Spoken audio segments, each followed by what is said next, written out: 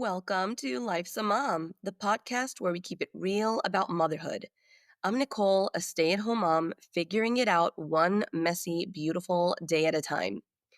This space is for the mamas who feel a little lost, a little tired, and a whole lot of love. The ones navigating diapers, toddler meltdowns, identity shifts, and everything in between.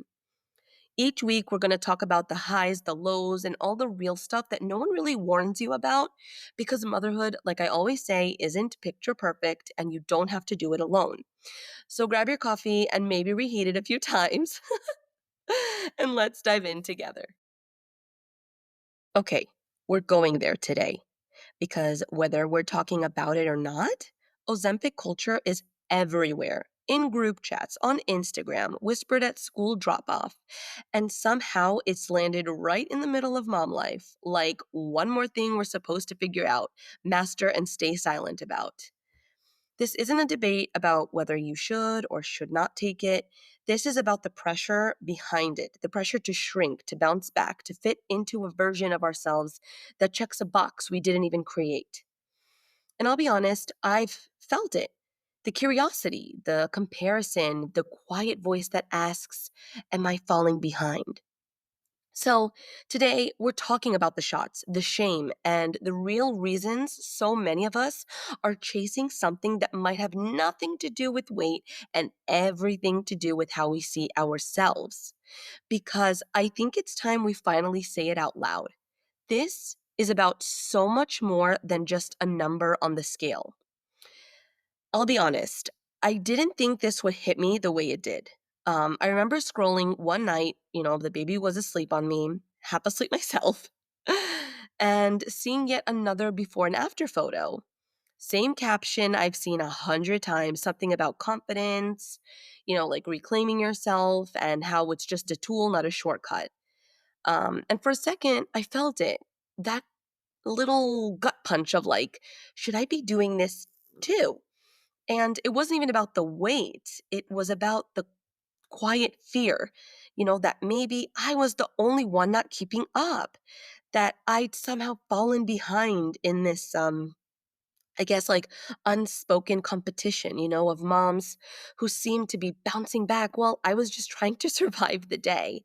Even though I have, a full time nanny and, I have the help that I do, it's still a big mental load for me, and I still need to feel good about myself and my body, and that's when I realized this isn't really about Ozempic. And I spoke about this when we spoke last week about, the Botox. It's not really about the Botox. It's not really about the Ozempic. It's about what it pokes at inside of us. So, yeah, this episode isn't me coming in with answers or opinions. I just want to clarify. It's just me sharing my story, like the thoughts I've had, the pressure that I've felt, and the real conversation I think we all need to be having as moms in this weird, complicated, body obsessed world. So, let's talk about Ozempic. Now, before anyone jumps to conclusions, let me just say this. This isn't about chasing some bounce back fantasy or, trying to erase the fact that I've had babies. It's about trying to feel like me again, to feel comfortable in my body, to feel like I have energy, like I'm in control of something in this wild season of motherhood. Control is a really serious thing, and I feel like not many people realize that. When people don't have a sense of control, I think they start feeling anxiety, they start feeling depressed because we need some sense of control, and motherhood can take that away sometimes. Even in the episode where I spoke about my first labor and delivery experience, I was not in control. I wanted something and I was stuck on it. I didn't want a C section. I pushed for 2 hours despite the doctor warning me that this is not the best option, but yet she wanted to support me, And so I look back and my sister in law, Sarah made me realize it's like I didn't have control then. And it's true. That's why the second time I had my labor and delivery experience with the most amazing doctor I've ever had in all my life, and I love him so, so much, and we all love him so much.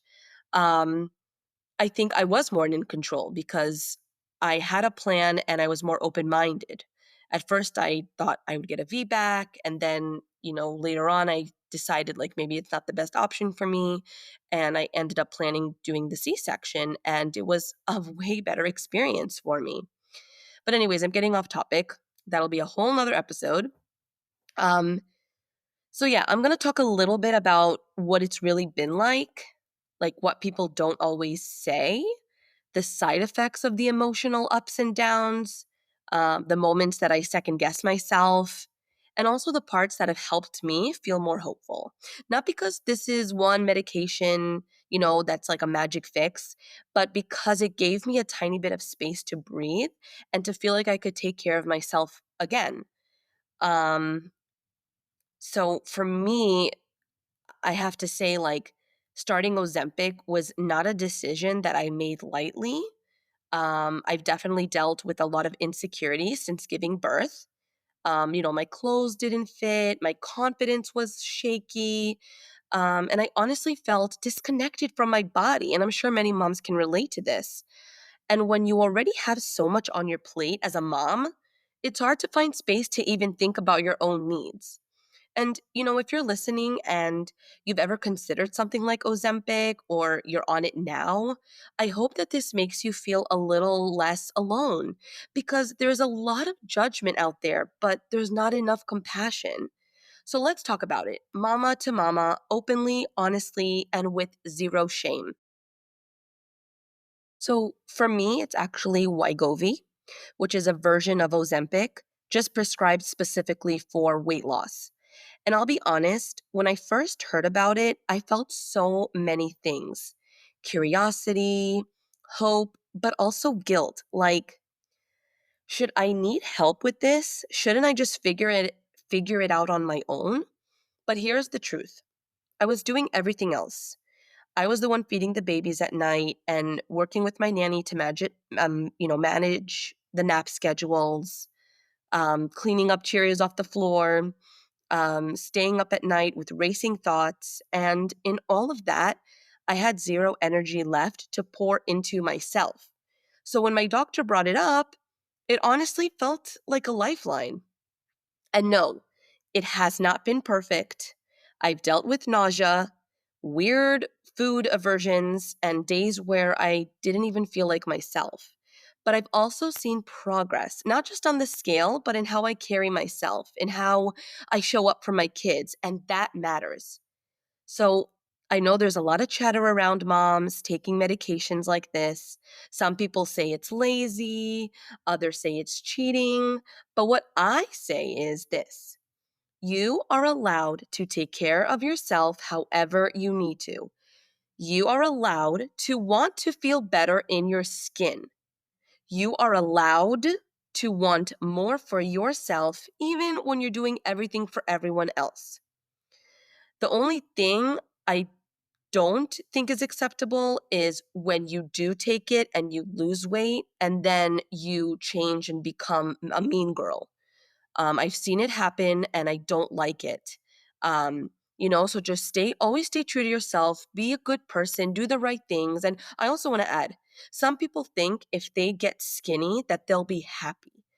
But happiness is more than just becoming skinny. And again, I'm going to say it like I did in the last episode. It sounds very Cinderella, Disney-like, but happiness comes from within. It's not like you get skinny and boom, you're happy. You need to really find happiness and confidence within yourself because you can still lose all that weight and still be insecure. So keep that in mind. So if you are considering this or, taking it, or if you are on your own weight journey, like whatever that looks like, this is your reminder that you are not alone and there's absolutely no shame in doing what is right for you. And I want to spend a little more time here because let's be real. Wegovy and Ozempic have gotten a lot of attention and not all of it has been kind. There's this narrative floating around that it's just a quick fix, that it's for people who are lazy, or that if you take it, you must not be doing the hard work. But honestly, that perspective is not only judgmental, it's completely disconnected from the reality that so many of us live in. Because here's what doesn't get talked about enough: the emotional and physical toll that motherhood takes on our bodies, the hormonal shifts, the identity changes, the way your body no longer feels like yours. And for some of us, despite all the healthy choices, the movement, the effort, it just isn't enough. And that doesn't mean we're doing something wrong. It means our bodies need support. For me, Wegovy didn't just help me lose weight, it helped me gain clarity. I wasn't obsessing over food in the same way. I had more energy to move, more motivation to show up in ways that felt aligned with who I want to be, not just as a mom, but as me, Nicole. And I think part of what's helping shift the stigma is that we're finally starting to talk about it. Moms, women, real people sharing their stories without shame. And maybe that's what needs to happen more often. Not sensationalized headlines, not celebrity gossip, but honest, grounded conversations about why some of us chose this path, what it feels like, what it's actually doing for our lives. Because at the end of the day, this isn't about a number on the scale. It's about being able to show up more fully. It's about feeling like yourself again after giving so much to everyone else. And if this conversation helps one mom feel less ashamed about asking her doctor questions or feel seen in her own journey, then I think it's worth having. And here's the thing people really get wrong about Wegovy or Ozempic or trizepatide or semaglutide.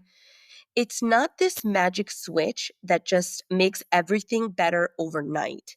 It's not like you take the shot and suddenly the weight falls off and life feels perfect.